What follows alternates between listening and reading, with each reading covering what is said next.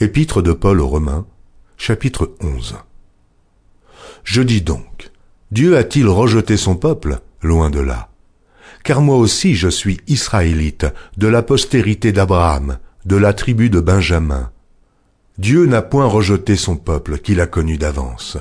Ne savez-vous pas ce que l'Écriture rapporte d'Élie? Comment il adresse à Dieu cette plainte contre Israël? Seigneur, ils ont tué tes prophètes, ils ont renversé tes autels. Je suis resté moi seul, et ils cherchent à m'ôter la vie. Mais quelle réponse Dieu lui fait-il? Je me suis réservé 7000 hommes, qui n'ont point fléchi le genou devant Baal. De même, aussi dans le temps présent, il y a un reste, selon l'élection de la grâce. Or, si c'est par grâce, ce n'est plus par les œuvres, autrement la grâce n'est plus une grâce. Et si c'est par les œuvres, ce n'est plus une grâce, autrement l'œuvre n'est plus une œuvre. Quoi donc? Ce qu'Israël cherche, il ne l'a pas obtenu, mais l'élection l'a obtenu, tandis que les autres ont été endurcis. Selon qu'il est écrit, Dieu leur a donné un esprit d'assoupissement, des yeux pour ne point voir, et des oreilles pour ne point entendre, jusqu'à ce jour. Et David dit, que leur table soit pour eux un piège, un filet, une occasion de chute et une rétribution. Que leurs yeux soient obscurcis pour ne point voir, et tiens leur dos continuellement courbé. Je dis donc, est-ce pour tomber qu'ils ont bronché? Loin de là. Mais, par leur chute, le salut est devenu accessible aux païens, afin qu'ils fussent excités à la jalousie. Or, si leur chute a été la richesse du monde, et leur amoindrissement la richesse des païens, combien plus en sera-t-il ainsi quand ils se convertiront tous? Je vous le dis à vous, païens.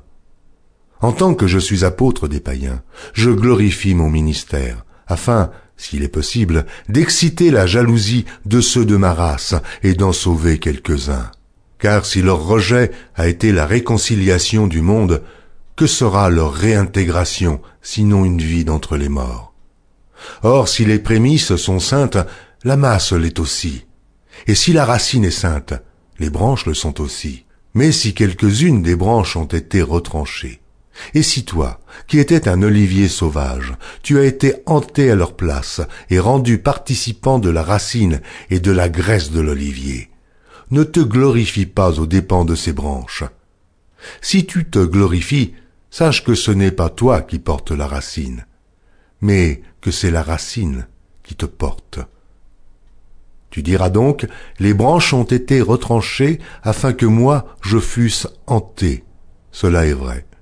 Elles ont été retranchées pour cause d'incrédulité, et toi, tu subsistes par la foi. Ne t'abandonne pas à l'orgueil, mais crains. Car si Dieu n'a pas épargné les branches naturelles, il ne t'épargnera pas non plus. Considère donc la bonté et la sévérité de Dieu. Sévérité envers ceux qui sont tombés, et bonté de Dieu envers toi, si tu demeures ferme dans cette bonté. Autrement, tu seras aussi retranché. Eux de même, s'ils ne persistent pas dans l'incrédulité, ils seront hantés, car Dieu est puissant pour les hanter de nouveau. Si toi, tu as été coupé de l'olivier naturellement sauvage et hanté contrairement à ta nature sur l'olivier franc, à plus forte raison, eux seront-ils hantés selon leur nature sur leur propre olivier. Car je ne veux pas, frères, que vous ignoriez ce mystère, afin que vous ne vous regardiez point comme sages. C'est qu'une partie d'Israël est tombée dans l'endurcissement jusqu'à ce que la totalité des païens soit entrée. Et ainsi tout Israël sera sauvé selon qu'il est écrit. Le libérateur viendra de Sion, et il détournera de Jacob les impiétés. Et ce sera mon alliance avec eux lorsque j'ôterai leurs péchés. En ce qui concerne l'Évangile, ils sont ennemis à cause de vous. Mais en ce qui concerne l'élection, ils sont aimés à cause de leur Père. Car Dieu ne se repent pas de ses dons et de son appel. De même que vous avez autrefois désobéi à Dieu, et que par leur désobéissance vous avez maintenant obtenu miséricorde, de même, ils ont maintenant désobéi, afin que, par la miséricorde qui vous a été faite, ils obtiennent aussi miséricorde. Car Dieu a renfermé tous les hommes dans la désobéissance, pour faire miséricorde à tous. Ô profondeur de la richesse, de la sagesse et de la science de Dieu, que ses jugements sont insondables et ses voies incompréhensibles, car qui a connu la pensée du Seigneur? Ou qui a été son conseiller? Qui lui a donné le premier pour qu'il ait à recevoir en retour? C'est de lui, par lui, et pour lui que sont toutes choses. À lui la gloire dans tous les siècles.